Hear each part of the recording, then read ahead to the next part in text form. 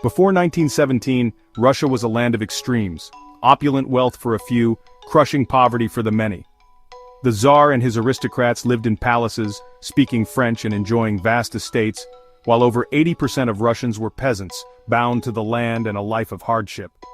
Even after serfdom ended in 1861, most peasants remained poor, living in crowded huts, always at the mercy of harvests and landlords. In cities like Moscow and St. Petersburg, a new class of industrial workers faced dangerous jobs, long hours, and squalid living conditions. Any attempt to protest was met with brutal force from the Tsar's police. The Tsar ruled absolutely, backed by a secret police and a vast bureaucracy. Ordinary people had no voice, no rights, and no real hope for change. Newspapers were censored, dissenters exiled to Siberia, and the Little Father Tsar was a distant, almost mythical figure. For most, daily life meant poverty, oppression, and a sense of powerlessness. The empire's glittering surface hid a society on the brink, simmering with resentment and ready for upheaval. The seeds of revolution were already sown in the fields and factories of Imperial Russia. The early 1900s saw Russia's deep problems erupt into open crisis. Defeat in the Russo-Japanese War shattered faith in the Tsar, and Bloody Sunday in 1905, when soldiers fired on peaceful protesters, broke the bond between ruler and people. The Tsar's October manifesto promised reforms, but real power stayed with him. The Duma was weak, and dissent was crushed. Hopes for peaceful change faded, leaving only mistrust and anger. World War I was the final blow. Millions of peasants were sent to the front, poorly equipped and led, suffering catastrophic losses. At home, food shortages, inflation, and endless bread lines became the norm. The Tsar, blamed for military disasters, left his unpopular wife and Rasputin in charge, deepening public outrage. The government seemed corrupt and out of touch as the suffering of ordinary Russians grew unbearable. The empire was unraveling, its people desperate for change, its leaders paralyzed. Revolution was no longer a distant threat, it was inevitable. By winter 1917, Russia was collapsing. The revolution began with hungry workers and women in Petrograd demanding bread. Soon, soldiers joined them instead of firing on crowds. The Tsar abdicated, ending centuries of Romanov rule and leaving a power vacuum. A provisional government took over, promising democracy but continuing the hated war and failing to deliver land or food. Meanwhile, Lenin and the Bolsheviks returned, promising peace, land, and bread. A message that electrified workers, soldiers, and peasants. The Bolsheviks gained support in the Soviets, and in October they seized power in a swift, nearly bloodless coup. The provisional government was swept aside. The Bolsheviks promised a new world, free from exploitation. The world's first communist state was born, but the real struggle was just beginning. Russia's fate, and that of its people, hung in the balance. The Bolsheviks' victory sparked a brutal civil war between the Red Army and the anti-Bolshevik whites, plunging Russia into chaos.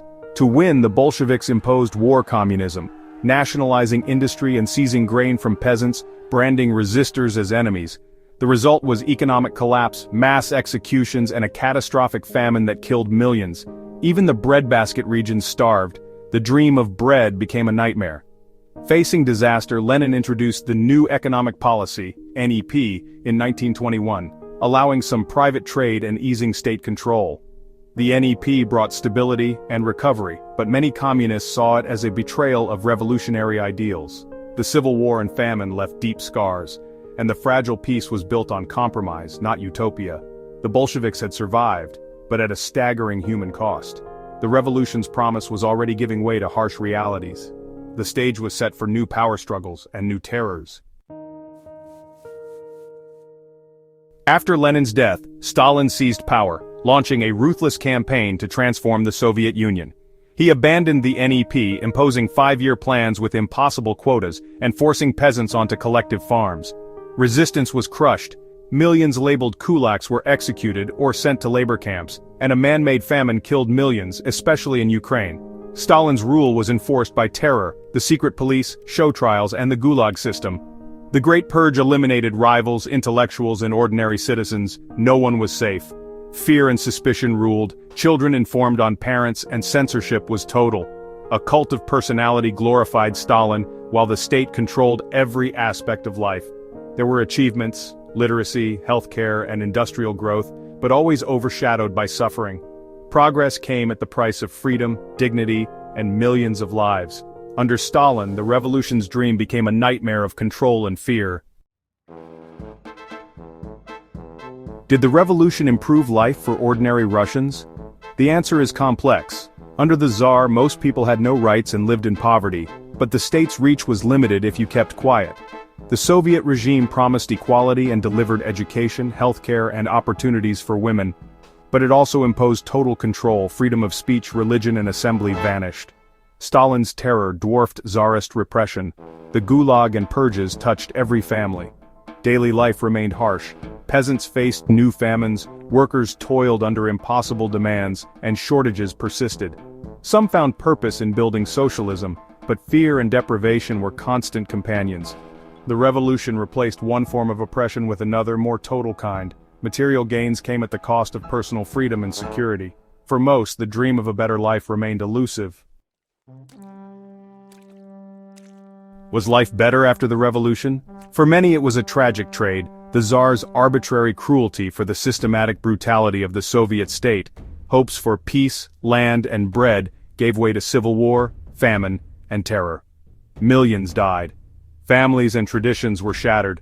The Soviet Union became a superpower, but at a staggering human cost. Opportunities expanded, but so did fear. Success could mean sudden ruin. The revolution's promise of liberation became a new kind of prison. Progress was measured in steel and literacy, but freedom and dignity were lost. For millions, the price of a better world was paid with their lives.